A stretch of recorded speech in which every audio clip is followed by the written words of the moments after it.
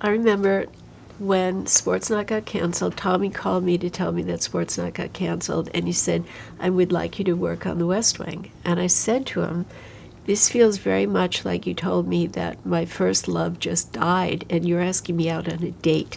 I said, I can't do this right now. I said, I need to mourn for a little while, and let me call you back in a little bit. And I think I called him the following week.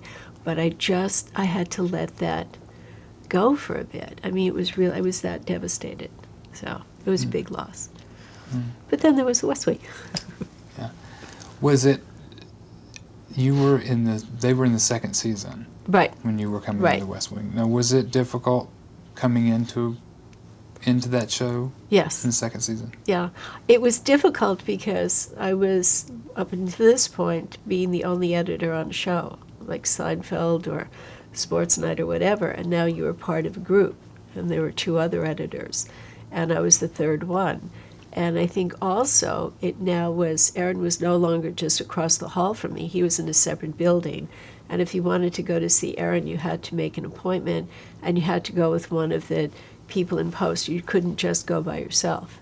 There was a whole lot of control and a whole lot of structure and a whole lot of all of that. It was like, I just didn't care for it.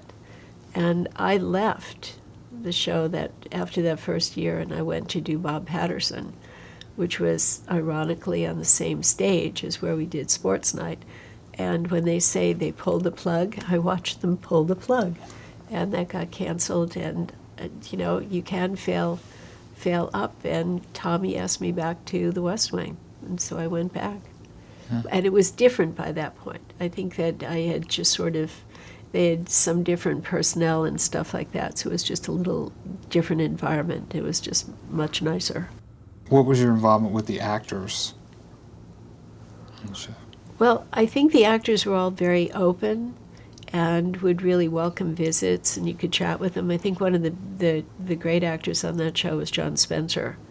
And I know that John and I would just get into endless discussions, and there was one time that the 2 of us were standing outside the stage off on the side, and nobody knew where we were for about 2 hours. And neither of us had cell phones or anything on us, and we had no idea that people were just frantically looking for him. But just an absolute delightful person.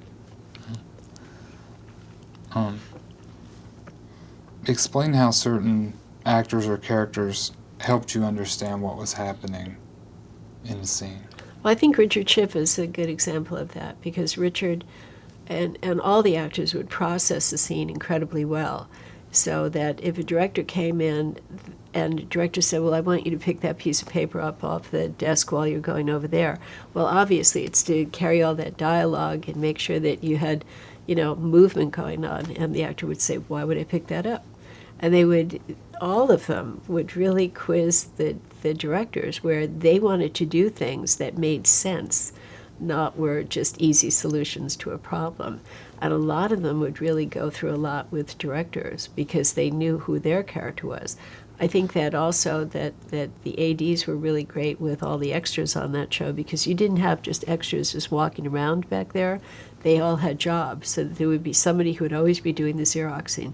Somebody would always be having just a specific assignment, so that there was a reality to all of that.